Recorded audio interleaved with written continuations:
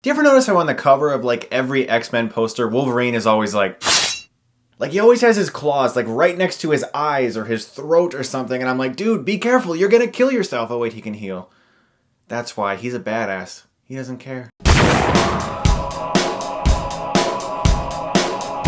X-Men Days of Future Past is directed once again by Bryan Singer, returning after directing X-Men 1 and 2 and then going off to direct Superman Returns instead of X-Men 3. This movie stars everyone. If you're a fan of the X-Men franchise, you've got Hugh Jackman, Patrick Stewart, Ian McKellen, as well as the cast from First Class. You got James McAvoy, Michael Fassbender, Jennifer Lawrence. All of these people combine to tell a time-bending, futuristic story in which the future X-Men are being taken out by the Sentinels, which were created by Trask. They send Wolverine back in time to the 70s to try to make Charles and Eric become friends again, so that they can unite then to eliminate the Sentinels before they're ever created. Time travel movies can go both ways, because you can watch a time travel movie and just pick it apart as you find various plot holes and inconsistencies, because time travel does that to every movie ever. But at the same time, it gives the writers and the director a chance to do something that you're not expecting, because they literally can pull anything out of the bag because they're going all over the place with this story. Does it feel cohesive though as a story? Are there too many characters? Are they all jumbled and running around? Can you not latch onto the characters? Can you not feel for them because there's too many?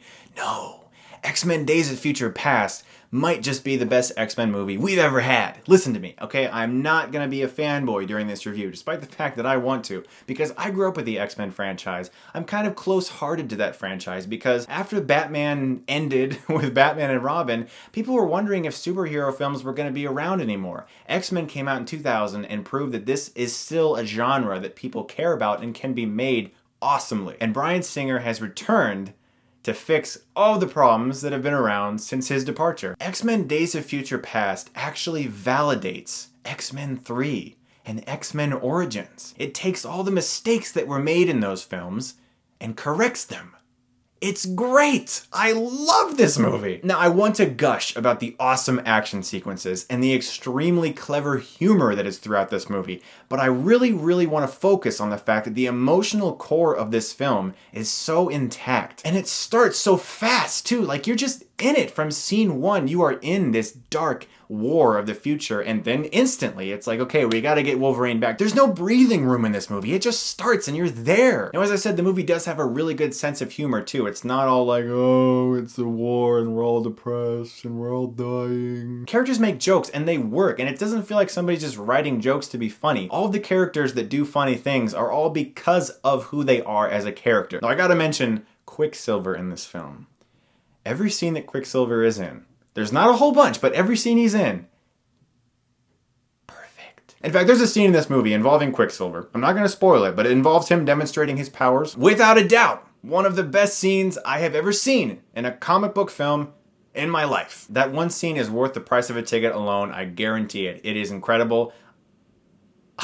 It's so good, I'm not going to spoil it for you. I will talk about it in my spoiler review, though. See, a lot of people tend to bash these big blockbusters because, oh, the special effects and kids love them. This movie has on display incredible acting talent. Patrick Stewart and Ian McKellen are fantastic in their roles. But honestly, the big standouts of this film are James McAvoy and Michael Fassbender, and Jennifer Lawrence as Mystique. We know Hugh Jackman is awesome as Wolverine, and he is once again fantastic in this movie. Very funny, totally badass, and you really felt like he was that X-Men 1 and 2 Wolverine, you know? He just had that in him. But seriously, James McAvoy in this film is brilliant, and Michael Fassbender is equally brilliant. And to watch those two actors, they have such good chemistry with one another, but you can just feel like endless amounts of backstory have already taken place within these characters. And that's one of the best ways to present compelling characters in a film, is when you're watching them, you feel like these people have been places already. Like they exist in a real world. And X-Men Days of Future Past solidifies that for nearly every major character in this film. Yes, there are so many characters in this film, and it's very easy to mess that up. We've seen that recently in a superhero film, in my opinion. Amazing Spider-Man 2 handled its characters terribly. This film is able to take these characters,